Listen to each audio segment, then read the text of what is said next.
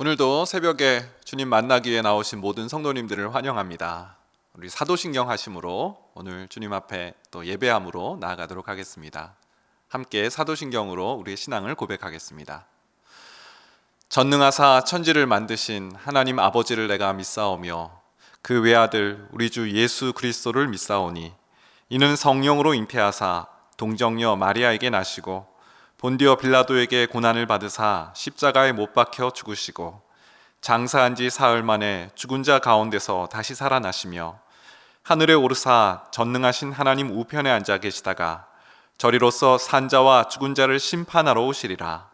성령을 믿사오며 거룩한 공회와 성도가 서로 교통하는 것과 죄를 사하여 주시는 것과 몸이 다시 사는 것과 영원히 사는 것을 믿사옵나이다. 아멘. 찬송가 212장 함께 찬양함으로 하나님 앞에 영광 돌리겠습니다.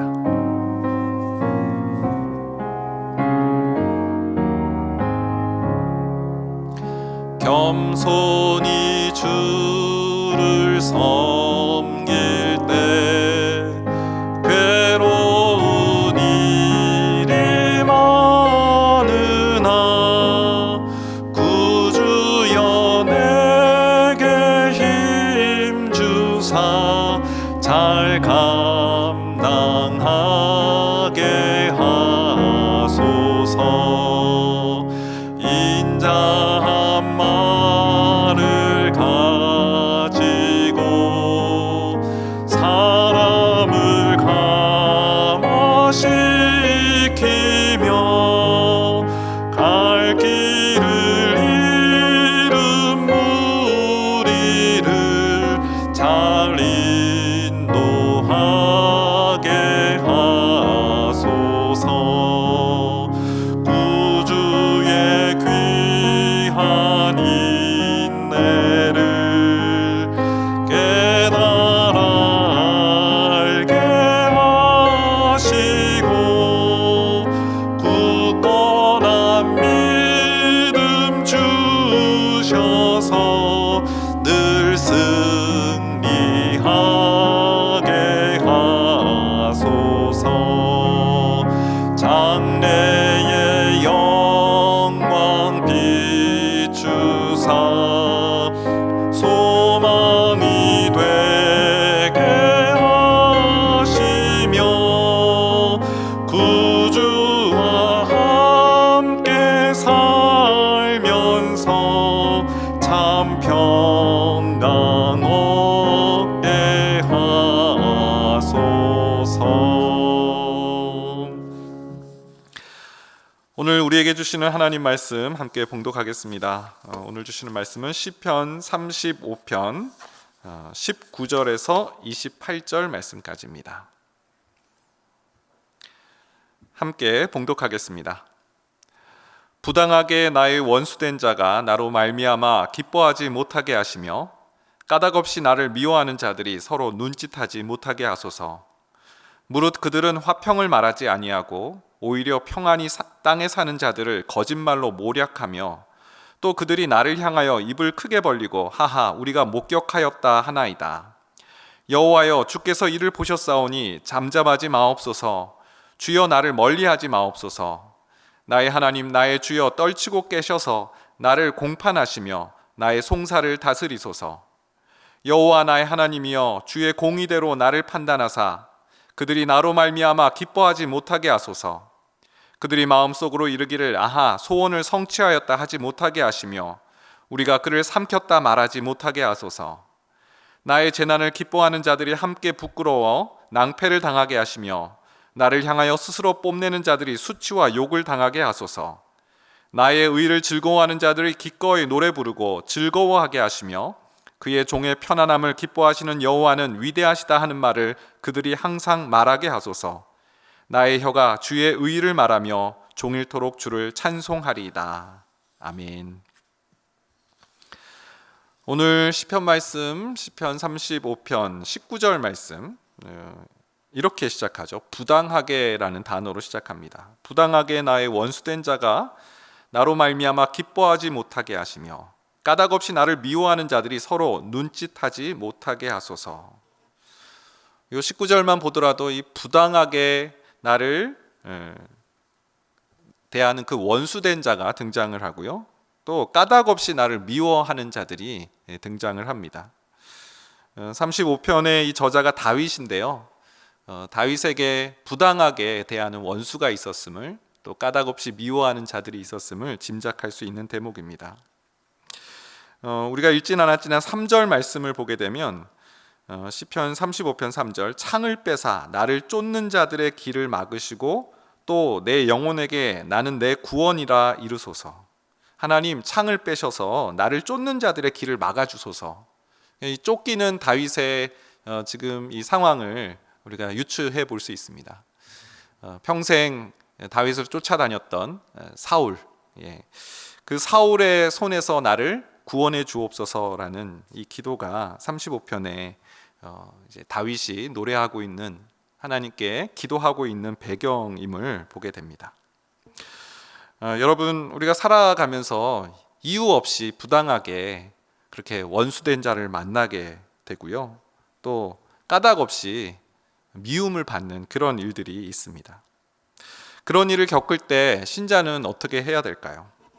오늘 다윗은 부당하게 원수된 자를 만났을 때, 또 까닭 없이 이유 없이 미움을 당할 때 신자가 어떻게 행해야 될지를 알려줍니다. 바로 하늘의 하나님께 나아가 그 일을 하나님께 탄원하며 하나님 앞에 토로하며 기도하는 그 자리에 서는 것이 우리 신자의 길이다라는 말씀이죠. 성경에 보면 억울한 일을 당할 때, 부당한 일을 겪을 때 하나님 앞에 토로하여, 하나님 앞에 기도하여 그 상황을 돌파해간 많은 사람들이 등장하죠. 대표적으로 한나를 들 수 있습니다. 그의 그 라이벌이라고 할 수 있는 분인나가 한나를 격동하죠. 그랬을 때 한나는 분인나의 멱살을 잡지 않았고요, 하나님께 나아가, 성전에 나아가서 자신의 그 부당한 처우를 받는 것에 대한 아픔을 토로하고 기도하는 모습. 또 스데반 집사님, 복음을 전한다는 이유로 사람들이 그에게 돌을 던지고 끝내 그를 죽이는 그 상황 속에서도 하나님께 저들의 죄를 용서해 달라고 기도하는 그러한 모습을 볼 수 있습니다. 여러분, 지금 우리의 상황에 부당함이 있고 억울함이 있고 답답함이 있고, 도대체 내가 무슨 잘못을 했다고 그런 마음의 분노가 속에 있다면 오늘 이 다윗의 모습을 우리가 잘 그려보면 좋을 것 같습니다. 그런데 오늘 다윗이 기도의 자리로 나갔는데 그가 한 가지 확실하게 붙잡고 기도했던 것을 볼 수 있어요. 그냥 기도한 것이 아니라 다윗이 뭔가를 붙잡고 기도하는 장면을 보게 됩니다. 35편 24절인데요. 여호와 나의 하나님이여, 주의 공의대로 나를 판단하사 그들이 나로 말미암아 기뻐하지 못하게 하소서. 그가 붙잡은 것은 하나님의 공의였어요. 여러분, 우리가 잘 알고 있는 것처럼 다윗은 스스로 그 억울함, 부당함을 풀려고 하지 않았어요. 이유도 없이 평생 자기를 쫓아온 사울을, 그걸 청산할 수 있는 기회가 있었죠. 엔게디 광야에서 결정적인 그 사울을 이제 죽이고 이제 도망자의 신세를 청산할 수 있는 기회가 왔을 때 그는 그 부당함과 억울함을 스스로 풀지 않았다는 거죠. 자력구제하지 않았습니다. 원수를 갚지 않았어요. 그 자리를 그냥 조용히 피하고 하나님께서 그 모든 신원을 밝혀주실 때까지 기다리는, 대신에 하나님 앞에 나와 그 상황을 놓고 기도하는 그런 다윗의 모습을 볼 수 있어요. 다윗은 어떻게 이렇게 할 수 있었을까요? 왜 그런 기회가 왔을 때 그는 그 기회를 잡지 않았을까요? 대신에 하나님께 나아가 그 일을 놓고 토로했을까요? 다윗은 믿고 있는 것이 있었는데 바로 하나님은 공의의 하나님이시다라는 거죠. 공의라는 말은 영어로 righteousness라는 정당함이란 뜻입니다. 성경은 하나님을 가리켜 공의의 하나님이라고 말씀합니다. 정당한 분, 다시 말하면 부당함을 결코 좌시하지 않는 분, 부당한 일을 겪는 자들을 그것을 그냥 내버려 두시는 분이 아니라는 그 믿음이 다윗에게 있었다는 거죠. 특별히 하나님께서 이 공의를 언제 드러내시고 누구에게 드러내시는가 봤더니 아무 힘이 없어서 속수무책 억울한 일을 당할 수밖에 없는 힘없는 약자들을 위해서 하나님께서 그 공의를 베풀고 계시다라는 겁니다. 신명기 10장 18절에 이렇게 나와 있죠. 고아와 과부를 위하여 정의를 행하시며 나그네를 사랑하여 그에게 떡과 옷을 주시나니. 하나님을 어떻게 묘사하냐면 신명기 기자는 고아와 과부와 나그네를 위한, 객을 위한 하나님. 고아와 과부는 어떤 존재입니까? 스스로 누가 자기의 것을 그냥 뺏어가거나 폭력을 행사하거나 이런 것에 속수무책 당할 수밖에, 아무 힘이 없어서 그걸 받아들일 수밖에 없는 그런 자들인데, 하나님께서는 그들을 위해 정의를 행하신다고, 그들을 위해 공의를 행하시는 분이다라고, 억울한 일을 겪는 자의 친구가 되어주시고 보호자가 되어주신다라는 겁니다. 다윗은 그 사실을 알았던 거예요. 그래서 그 억울함, 부당함을 당할 때 공의의 하나님, 주께 공의가 있사오니라고 그 공의로움을 붙잡고 하나님 앞에 기도했다라는 것이죠. 사랑하는 여러분, 오늘 이 다윗의 기도가 우리의 기도가 되면 좋겠습니다. 억울한 일을 겪고 있습니까? 부당한 일을 당하고 있습니까? 그 정당함을, 나의 이 결백함을 호소할 수 있는 길도 막혀 있습니까? 공의의 하나님을 바라보시길 바랍니다. 고아와 과부와 나그네에게 정의를 행하시는 하나님, 그 부당함을 결코 좌시하지 않으시는 하나님, 다윗은 그 공의의 하나님을 붙잡고 끝끝내 인내하며 기도의 자리로 나아갔습니다. 그가 마지막에 이렇게 하나님을 찬양하고 있습니다. 시편 35편 28절에 보니까 나의 혀가 주의 의를 말하며 종일토록 주를 찬송하리이다. 나의 혀가 내 입술로 주의 의를 말하고 선포하며, 하나님은 공의로우신 분입니다라는 것을 증거했다라는 거죠. 그리고 종일토록, 하루 종일 주님을 찬송하고 하나님을 기뻐하는 이 다윗의 모습을 볼 수 있습니다. 우리가 알고 있듯이 하나님께서 다윗에게 그 하나님의 때에 그를 높여주셨던, 하나님의 때에 다윗을 하나님 기뻐하신 자리에 세워두신 그 일들을 우리는 잘 알고 있습니다. 사랑하는 여러분, 부당한 일을 겪을 때, 억울한 일을 당할 때 하나님께 기도해야 됩니다. 기도의 자리에 나아가야 됩니다. 그런데 그냥 나가려고 하면 힘이 없어요. 무엇을 염두하고 무엇을 생각해야 됩니까? 우리 하나님은 공의의 하나님이셔서 그 신원을 밝혀주시고 그 공의로움을 나타내실 거라는 그 믿음을 가지고 기도하는 저희 모두가 되시기를 축원드립니다. 우리 한번 기도하도록 하겠습니다.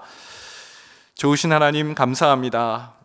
오늘 다윗을 통해서 억울한 일을 당할 때, 부당한 일을 겪을 때 하나님 앞에 기도하되 공의의 하나님을 의지하고 의뢰하며 기도할 수 있도록 인도해 주시니 감사합니다. 고아와 과부와 객을 사랑하셔서 그들에게 정의를 행하시는 하나님이라고 하셨습니다.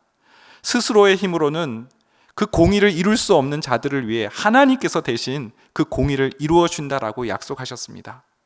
다윗에게 그 공의를 이루셔서 하나님의 때에 그를 높여주셨던 것처럼 우리 사랑하는 모든 성도들의 삶 가운데도 그 하나님의 공의가 드러나며 나타나는 은택을 베풀어 주시옵소서. 예수님의 이름으로 기도합니다. 아멘. 오늘 주신 말씀 기억하면서 또 교회를 위해서 함께 기도하기를 원합니다. 먼저 말씀을 생각하면서 이렇게 기도했으면 좋겠습니다. 부당한 일을 겪을 때 주님, 불평을 터뜨리고 분노를 쏟아내는 것이 아니라 공의의 하나님을 의지하며 기도하게 하소서. 또 두 번째, 교회를 위해서 함께 기도했으면 좋겠습니다. 임직자를 위한 기도인데요, 혼란스러운 이 시대에 주님의 능력으로 승리를 선포하는 영향력 있는 임직자가 되게 해 주옵소서. 우리 말씀 기억하면서 또 교회를 위해서 또 각자 가지고 나온 기도의 제목을 가지고 함께 기도하시겠습니다. 공의의 하나님, 감사를 드립니다.